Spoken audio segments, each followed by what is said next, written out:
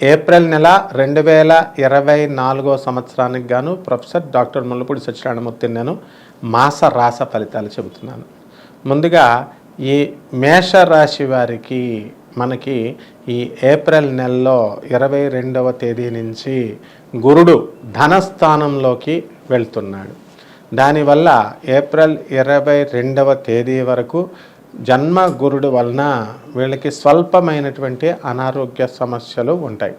ఇక ఆ తర్వాత వృత్తి వ్యాపార ఉద్యోగ విషయాలలో అనేకమైనటువంటి డెవలప్మెంట్స్ అనేటటువంటివి కనబడతాయి. ధన రాబడి బాగా పెరుగుతుంది మేషరాశి వారికి. అలాగే ఈ మేషరాశి వారికి శుక్రుడు 31 మార్చి నుంచి 24 మార్చి వరకు మీకు వ్యయస్థితిగతుడై ఉంటాడు.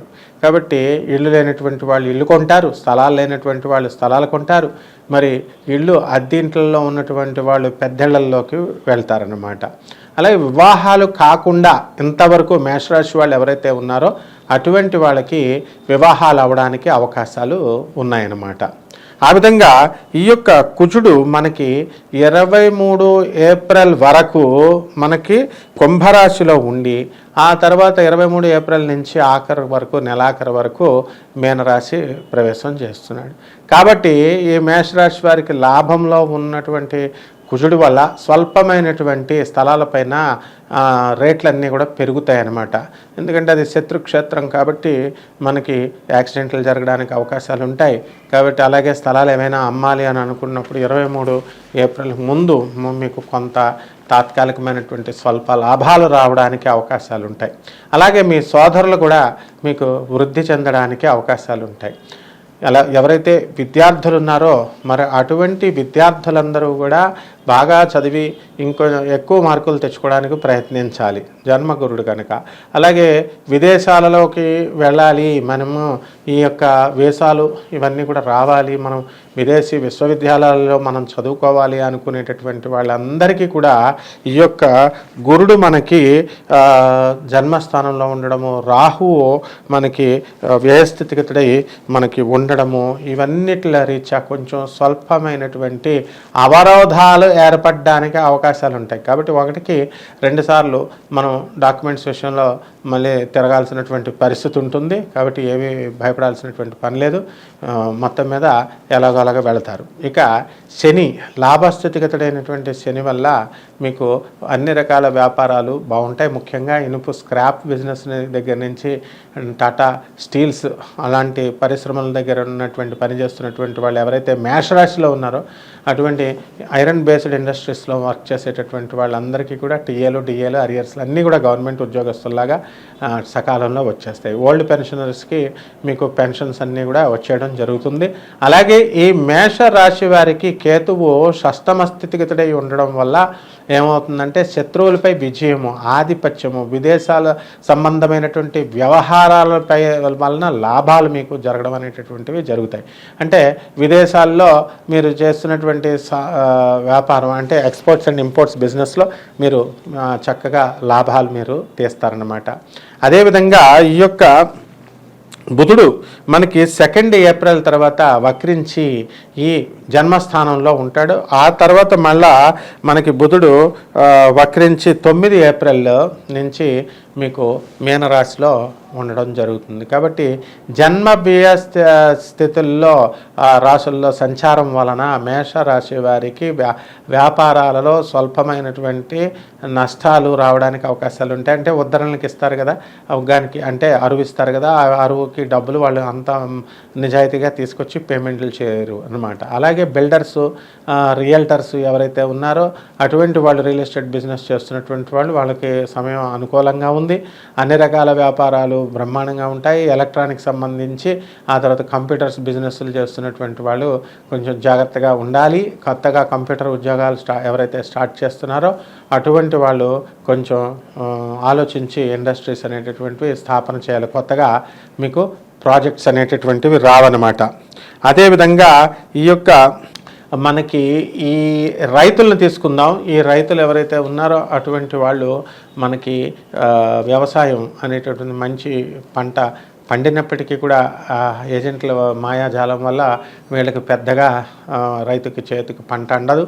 వీళ్ళు తీసుకున్నటువంటి అప్పుల్ని వీళ్ళు తీర్చేయగలుగుతారు, కానీ ఖరీదైనటువంటి వస్తువులను కొనలేకపోతారు ఈ రైతులు. చేపల రొయ్యల చెరువులు బ్రహ్మాండంగా సాగుతాయి. అలాగే ఈ యొక్క రెవెన్యూ డిపార్ట్మెంటు, పోలీసు, తర్వాత కోర్టులు, జ్యుడిషియరీ డిపార్ట్మెంటు, వీళ్ళలో పనిచేస్తున్నటువంటి వ్యక్తులకి అనేకమైనటువంటి మార్గాల ద్వారా అదనపు ఆదాయాలు రావడానికి అవకాశాలు ఉంటాయి. జిఎస్టీ ఇవన్నీ కూడా. కాబట్టి ప్రభుత్వం పనుల్లో ఇంతవరకు పెండింగ్లో ఉన్నటువంటి పనులు ఏవైతే ఉన్నాయో ఆ పనులన్నీ కూడా పూర్తయిపోవడానికి అవకాశాలు ఉంటాయి.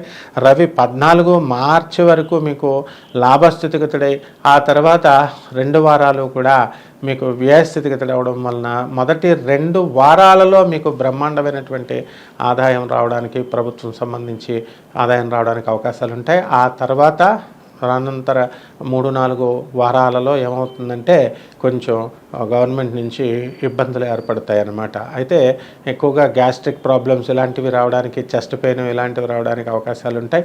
అయితే ఇవన్నీ కూడా అధిగమించి ఈ యొక్క మేషరాశి వాళ్ళు ముందుకు దూసుకు వెళ్ళిపోతారు. మహిళలు ఎవరైతే ఉన్నారో వీళ్ళందరికీ కూడా మనశ్శాంతి అనేటటువంటిది ఉంటుంది.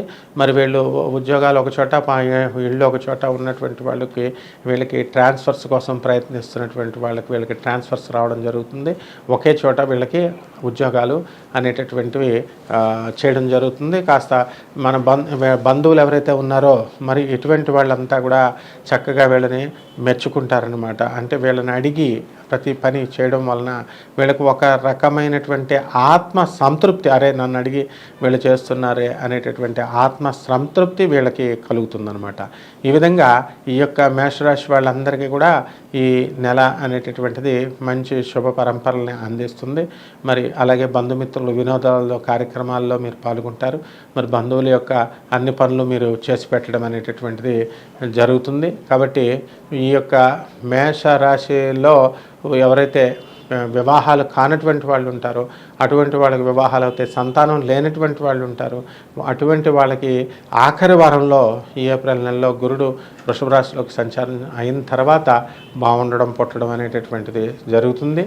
మరి ఈ సినీ, సంగీత, సాహిత్య రంగాలలో ఉన్నటువంటి వాళ్ళకి చక్కటి గుర్తింపు, మరి వీళ్ళకి ఈ యొక్క రాయల్టీసు ఇవన్నీ కూడా మంచిగా రావడం అనేటటువంటిది జరుగుతుంది.